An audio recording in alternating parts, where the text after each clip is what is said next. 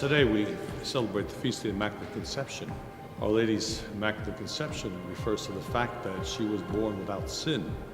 In God's providence, she was the one chosen to be the Mother of God, and so the Mother of God could not have any sin in her life. She reverses what happened at the beginning of creation when Eve was the woman who helped Adam sin together.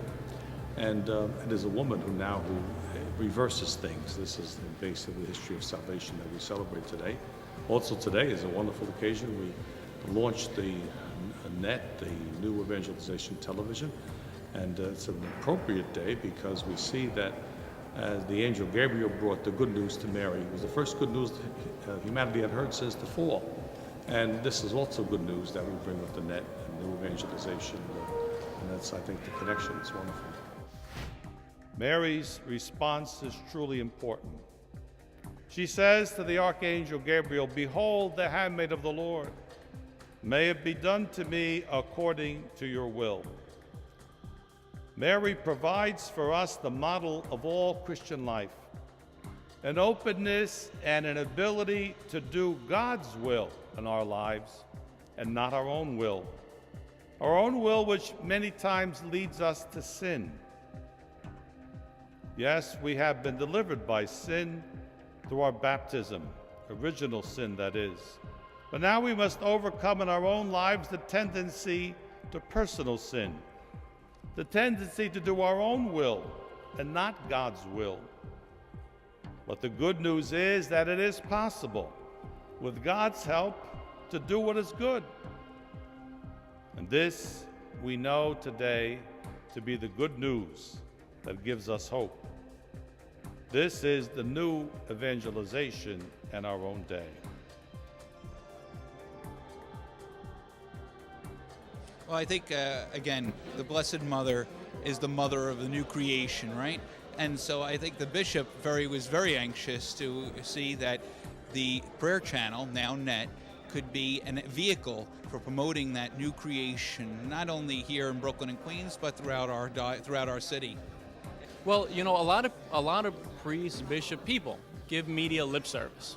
And they're I don't mean that negatively, but they give people and they say, you know, we support Catholic media. But you have to support it financially, you have to support it with your time. And Bishop DiMarzio, from the day he came here, I knew he believed in this. We asked him right away, can we spend 50 hours with you and shoot the first season of On the Road? Most bishops are not going to let you in. They have too much to do, to be bothered with the cameras in their face. But Bishop DiMarzio said, you know, I believe in this, and we could do it, and he gave us a lot of free reign. And you know, he could spend his money in other places, but he spent it here because this is what's going to build up the church for the future. This is not an aside, an addendum, and he understands that if you can create media, you can get people excited, you can get them back into the pews. The church has many great things. He knows about this. He supports it, not only in his words, but with his actions.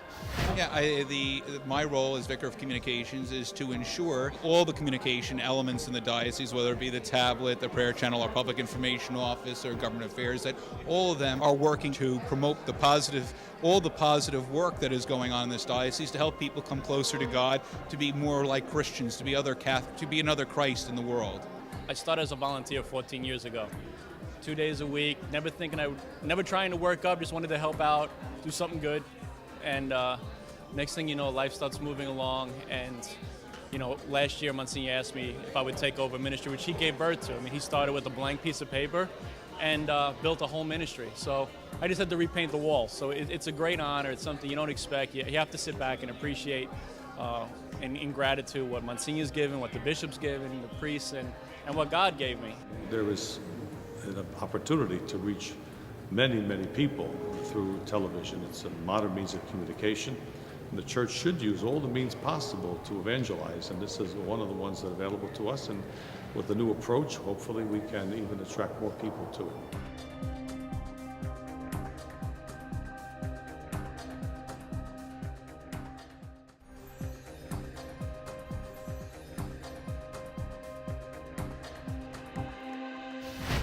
Today we're going for a parish visitation at St. Dominic's Church. We arrive and we have one first Mass in Italian.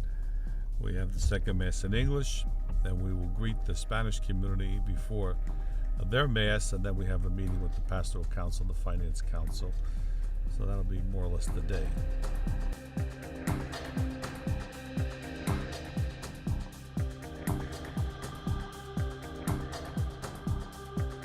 Dio è amore, Dio si è fatto carne, Dio ha sperimentato anche l'amore umano per darci a noi l'opportunità di avere l'esperienza dell'amore divino.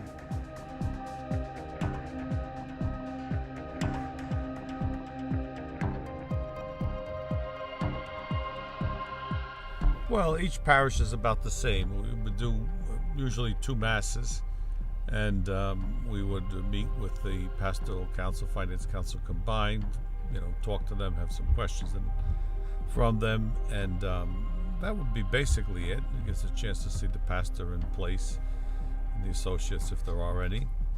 I find that it's very important to know exactly what's happening in the parishes, what they look like, how they function, because when we come to make assignments, it's very helpful to know that I've been there, I have some idea about what the area is like, etc. So all of that is important. Normally, we're asked to do one within a year period or as possible, but we have so many parishes, it takes more than 1 year to do it.